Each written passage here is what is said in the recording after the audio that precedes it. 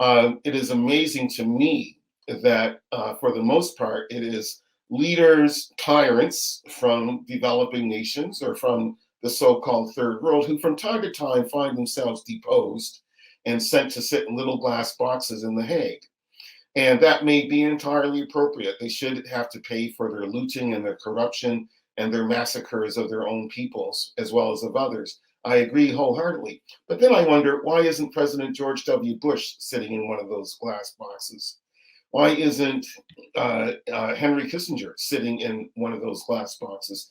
These personages of the West have also been responsible for atrocities, have also been responsible for stimulating de facto genocides and exterminations of persons, and for overthrowing governments of one sort or another, or trying to overthrow governments of one sort or another around the world, basically breaking international law with impunity. And so I would ask my African brethren and sistren to consider striking themselves their own criminal court for historical crimes against humanity. I think that's really important because we shouldn't allow folks in The Hague who represent white supremacy, represent Western imperialism, to be the ones always running around the world pointing fingers at people about you're violating human rights, you're violating civil liberties, you are bad, you are evil. We are going to be the people who teach you a lesson, who bring you to justice, who force you to atone for your crimes and your sins, execute you, punish you, incarcerate you, whatever.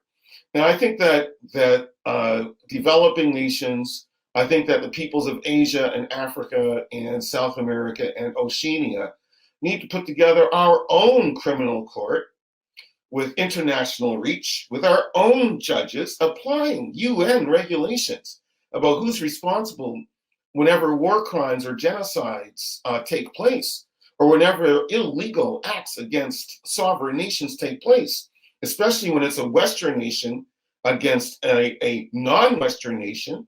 We need to have our own international criminal court to call those villains to account and to ask that their nations send them to, I don't know, our own version of The Hague. Maybe it's going to be in Cairo. Maybe it's going to be in Johannesburg. I don't know. But wherever it is, we should have the power to ask guilty nations led by guilty leaders to send their leaders to our own little glass boxes for them to inhabit. And then we might have a fairer system of international justice, and it might be less likely that richer nations will run roughshod over poorer nations while arguing the whole time that it's about uplifting or protecting or defending human rights. That's just one thing. So I want to put that on the table. Let's have our own international criminal court for present and historical crimes against humanity.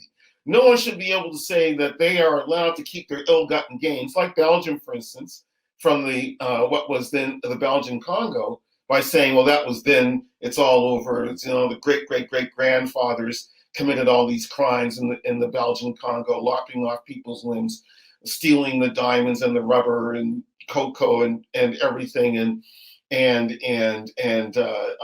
still trying to orchestrate things behind the scenes in terms of overthrowing Nkrumah, for instance, in the 1960s.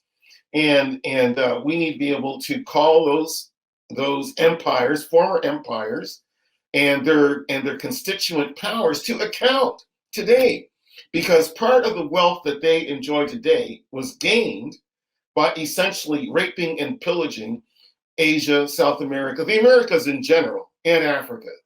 And we shouldn't pretend that just because it happened a century ago, 200 years ago, 300 years ago, 400 years ago, that there's some kind of statute of limitations that has come to pass where we cannot talk about those past crimes, because the proceeds of those past crimes are still making the descendants of the criminals rich and making them feel justified in holding on to their riches and then trying to pontificate to others who are still poor that it's their fault that they're poor. It's because they're lazy. It's because they're corrupt.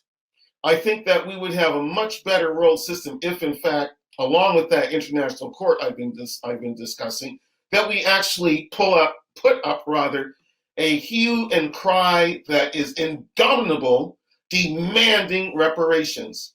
The very idea that Western nations, again, white supremacist in history, and still today, white supremacist in attitude, that Western nations have the nerve to suggest that they don't have to answer for the transatlantic slave trade.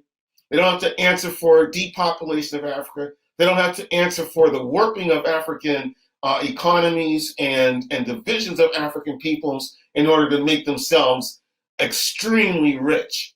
And then to sit on that pile of gold and ivory, to sit on top of those heaps of uranium and cobalt and chrome and oil and say, oh, it's your fault that you are not as grandiosely rich and as militarily earth-shattering as we are, even though we looted you and pillaged you for centuries. And we're going to turn around and preach to you about human rights and civil liberties that we don't respect.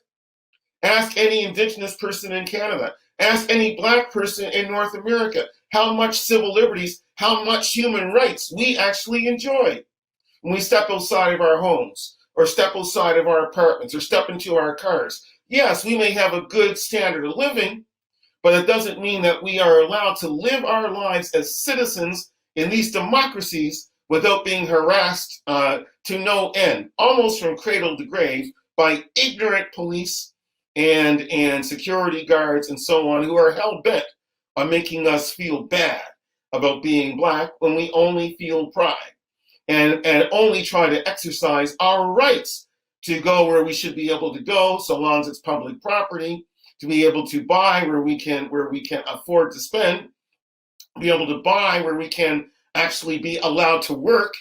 And so all this, I know I'm taking a lot of time to say all this stuff, but I'm also asking us to look through all of the bafflegab, to look through all of the propaganda. And we get propagandized all the time to think that certain nations are really good and always meant the best for everybody, no matter what, while other nations are to be demonized and disrespected and dissed and so on, as being failed states and as being populated by second-rate examples of humanity. I think that we need to understand that the way that the world took shape, first in 1492, and then in the Berlin conferences of 1884 and 1885, and then in the post-war conferences of World War I and World War II, and especially World War II, are responsible for the colonizations, for the severe extractions of human beings and labor and resources from countries that found themselves saddled with the white supremacist, unashamedly, unabashedly white supremacist imperialist superstructure that was obvious and blatant about, we are oppressing you because you are people of color. You are less than human. So we feel we have a God-given right to take whatever we want from you, to do whatever we want to you, and you have no right to complain because we are bringing civilization, we are bringing Christianity. All you have to bring to us is your labor power and, of course, the resources that you will thank us tremendously for allowing us or letting us exploit the hell out of your God-given resources. So I say all this to try to push us to be constantly critical of the propaganda that we receive, to ask that we be extremely informed about our histories, to demand reparations for slavery, to demand reparation. I mean, you've got to think, what was slavery? What slavery was not just exploitation of labor without pay, without any kind of compensation. It also entailed the smashing of families. It entailed the smashing of nations. This was a crime against humanity. I don't care that 500 years have gone by. I don't care. It is still a crime against humanity that has never actually been, where those responsible have never actually been called to account. And then they have the nerve to talk about other people being violators of human rights and civil liberties. I don't believe that anyone in the West has any right to talk about crimes being committed by anybody else until they atone for their crimes against indigenous people and against African peoples brought here against their will to make them rich. And, okay, I'm not a theorist of global politics, but I am a student of history. And I just do not understand how anyone can overlook these blunt and brutal facts about the constitution of this planet since 1492 and the other dates that I've mentioned, which simply saw a reinforcement of centuries-old practices of white supremacy.